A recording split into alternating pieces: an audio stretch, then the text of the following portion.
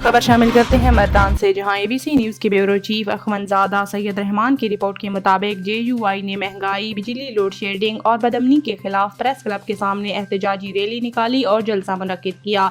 एहतजाजी rally की क़ियादत party के सूबाई नाज़िम इंतखाबात मौलाना अहमद अली दरवेश, जिली नाज़िम इंतखाबात मुफ्ती सलीम हलीमी, साबिक अरकान असम्बली मौलाना अमानत शाह हक़ानी, मौलाना ताजुल अमीन जबल और कारी एहसानुर रहमान मोहसिन ने की।